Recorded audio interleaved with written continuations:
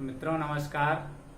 आइए आज योगों की चर्चा को आगे बढ़ाते हुए एक नए योग की चर्चा प्रारंभ की जाए। आप इधर देखिए, बोर्ड पे लिखा हुआ है राजलक्ष्मी योग। आज ये ऐसे योग की चर्चा हम कर रहे हैं आपसे जो सफलता की गारंटी देता है। ये योग जिस जातक की भी कुंडली में सिद्ध हो जाए वो गरीब से गरीब परिवार में जन्म लेगा, लेकिन अपने जीवन में उच्चतम पद को प्राप्त करेगा। अपने जीवन में सफल जरूर होगा। कोई जरूरी नहीं कि वो नौकरी कर रहा हो, अगर वो व्यवसाय में है तो व्यवसाय में इतना धनार्जन करेगा कि जिसको लोग देखेंगे और सराहेंगे।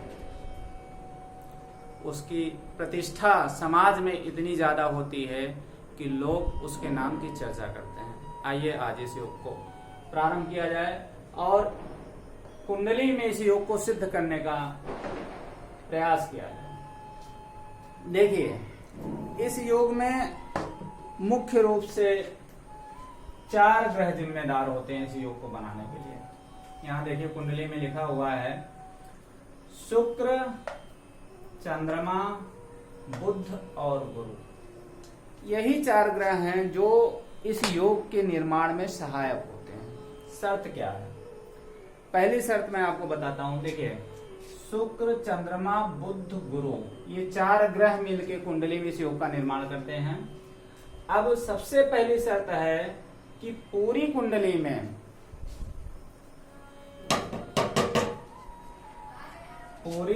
में कहीं भी केंद्र भाव में, मतलब प्रथम भाव में, चतुर्थ भाव में, सप्तम भाव में और दसम भाव में, पूरी कुंडली के केंद्र भाव में कहीं किसी भाव में ये चारों ग्रह एक साथ अगर बैठ जाएं तो इस योग का निर्माण हो जाता है। कहने का मतलब ये हुआ कि शुक्र, चंद्रमा, बुध और गुरु,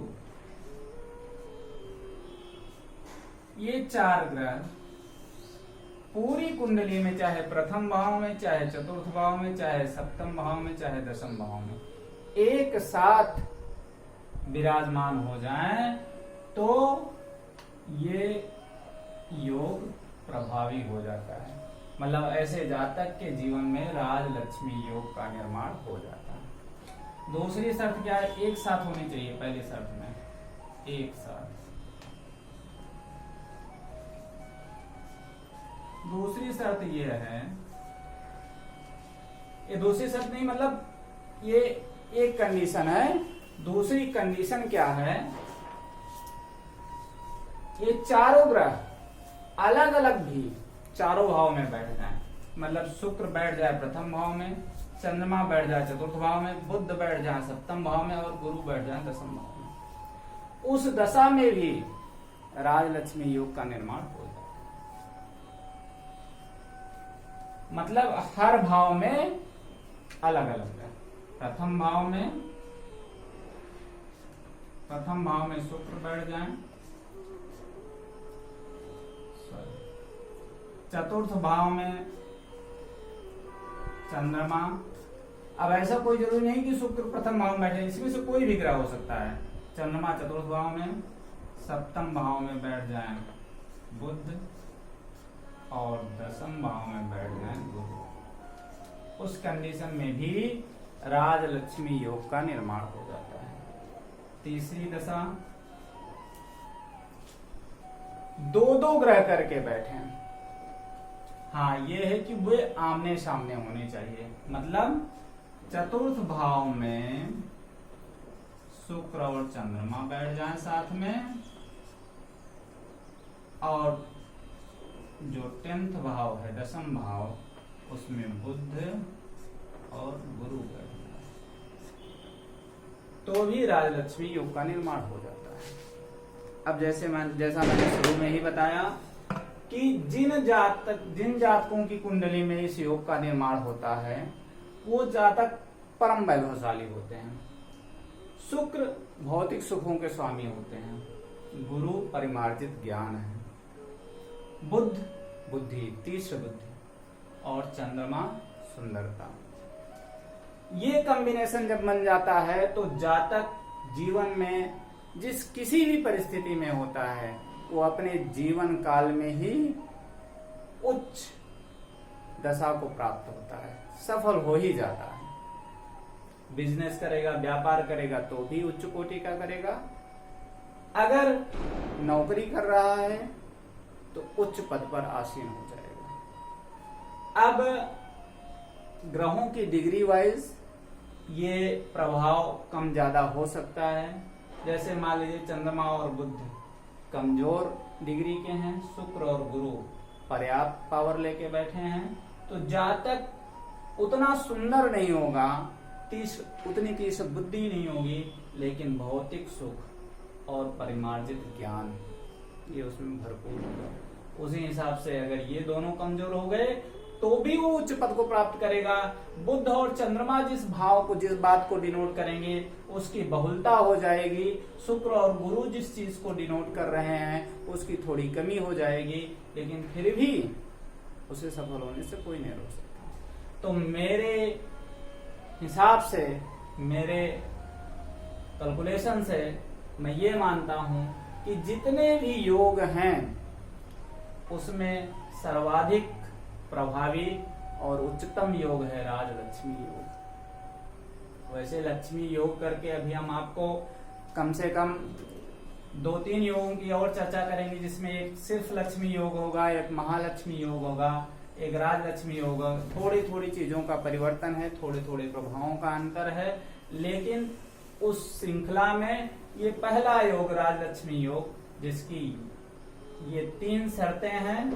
पहले शर्त में चारों ग्रह एक साथ बैठ जाएं केंद्र भाव में, चाहे प्रथम भाव में, चाहे चतुर्थ में, चाहे सप्तम में, चाहे दशम में।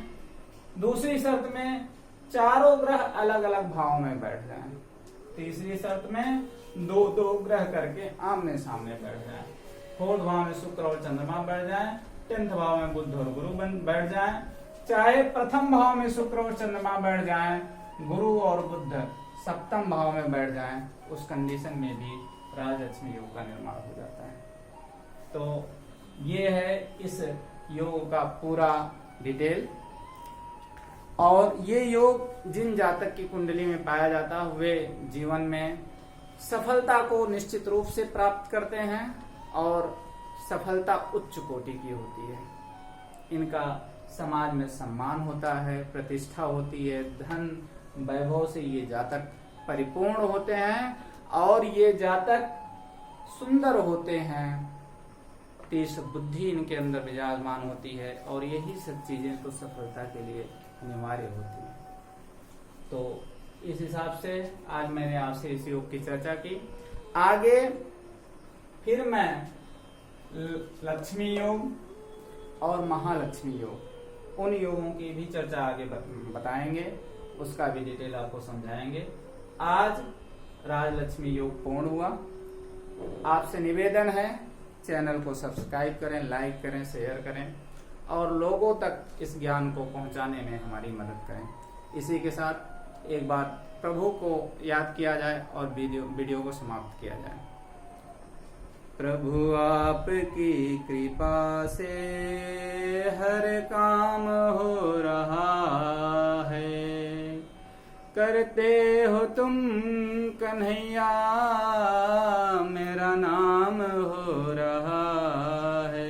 प्रभु आपकी कृपा से हर काम हो रहा